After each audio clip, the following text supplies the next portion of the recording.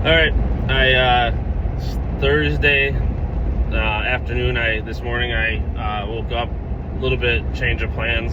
I had a sitter. I didn't think I did, so I ended up going down to Elkhart, picking up a camper, and I'm headed up to Sheboygan, which is one of the dealerships I go to. It's the dealership I go to the most, and I can easily make it from deadheading home to Elkhart, pick up the trailer, and then I can make it up to Sheboygan and deadhead home and still be within my allocated drive time. So it's a good quick delivery. So I basically left my house at like 8:30, and I should be getting to the dealership around like 3:25, and then I should be back home about 5:30. Maybe a little after, depends on. I'm probably going to get there. I don't know what time they close, but I'm pretty sure they'll still be open, so they'll have to inspect it and stuff. But it's cold, really cold today and windy, so I might get lucky. They might just say like, oh, we'll inspect it later and just sign off on it. They actually did that yesterday when I dropped. The lady came out and it was like 48 mile an hour winds and pretty cold out, and she was like, you know what, I'm just going to inspect this when it's not so windy. And she signed off, and I was able to kind of get cooking a little bit quicker. So kind of hoping for that today too. Would be nice to just kind of unhook and go. I've actually never done a daytime drop up here in Sheboygan. I've always done the nighttime ones here, so it'll be interesting, a little bit different for me. But this trailer I'm pulling is a Jayco. I didn't look to see how long. I would guess it's around like 32 feet long. It's the heaviest one that I've pulled so far, at like I think it's 8,800 pounds, which is not that much, but it's super windy again today. I think it's like 36 mile an hour winds, 38 mile an hour winds, and just combined with the length and the weight, like I definitely can. My truck's working today because I was heading into a wind a lot. It was downshifting to fourth and holding it for a while, and my mile per gallon is pretty terrible, so I'm going to end up having to fill up again, which I didn't think I was going to have to, for my deadhead home. But I guess it's just what you deal with when it's windy. It was snowing like crazy. I'll attach a video when I was in Indiana picking up at Elkhart. It was snowing, blowing, really cold. Some spots where I was standing had probably 3 inches of snow. And then once I got back into Illinois, it just stopped. And it's clear roads, just only dealing with the wind. Crazy weather though. And had something a little bit different 2 days in a row. Yesterday when I hooked up, it was the first time I dealt with a battery shut off on a camper, and I was trying to figure out, so the jack wouldn't work. Found the key tucked up underneath the frame, and I was able to turn the power back on. But that was just something new for me. My personal travel trailer doesn't have that either. But I got it figured out. And then this camper, it didn't have a battery shutoff. Usually what I'll do is I'll just plug it directly into my truck and I'll start getting hooked up and just use the power from my truck for the jack. This particular trailer the jack wouldn't power at all. Even the light wouldn't turn on when I plugged it into my truck. But the lights on the trailer worked, so I knew I was getting power. But it would not let me use the jack at all until I hooked up my breakaway battery. So I don't know if that's like a safety feature.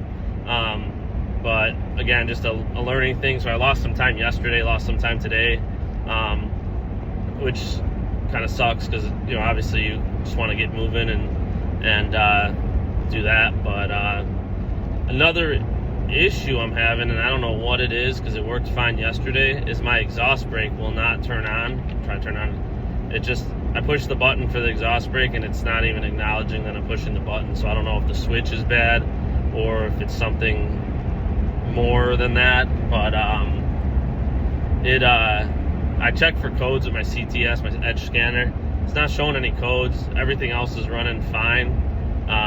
So I don't know why the exhaust brake isn't working. Like I said, I used it yesterday pretty much all day, and it's just when I hooked up to the trailer today, got out on the road, it wouldn't come on. So I pulled over, shut the truck off, started it back up, tried to turn it on, still got nothing. So it goes in tomorrow for the tune and delete. I'm gonna pick up a trailer in Indiana, bring it home and unhook it, and then bring the truck to get tuned and delete. The guy said he's gonna do it first thing Saturday morning. So I should have it back sometime Saturday, and I'll either deliver that camper Saturday or Sunday. But I'm gonna have him see if he can figure out the exhaust brake too. Hopefully it's nothing too crazy, because it is nice to have that when you're running trailers. And then also the previous owner to this truck, I knew he pulled a fifth wheel or a gooseneck with it. In the trailer selections it says like fifth wheel and then snowmobile trailer and stuff like that, so he was pulling trailers.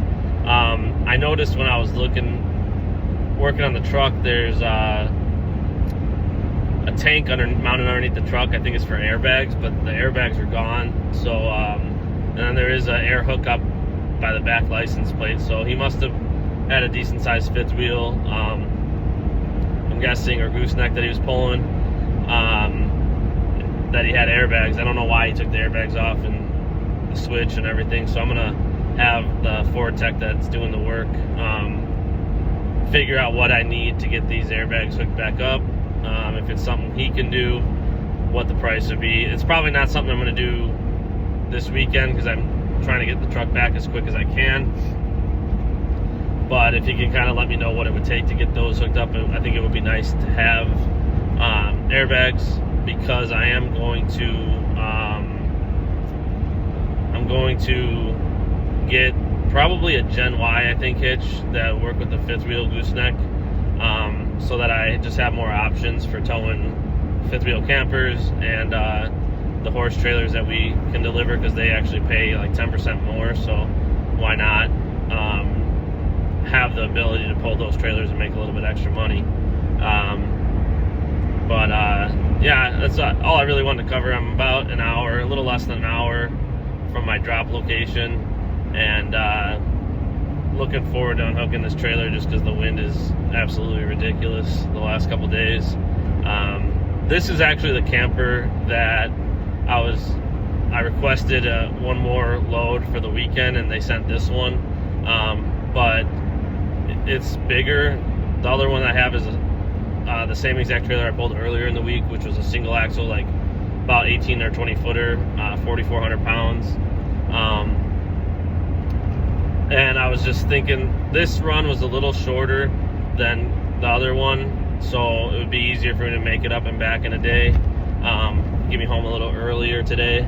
So I figured I'd do that. And then also, because this one was longer, I didn't want to mess with getting this one into my driveway at my house and unhooking, because I can't deliver one tomorrow night. I'm going to pick it up, but I have a Christmas party I have to go to, so I'm going to unhook it, drop my truck off to get the tune and delete, and then when I get it back, I'll either deliver the camper Saturday or Sunday. And I figured I'd rather have the small one taking up my driveway for a day or two than this 30-something footer.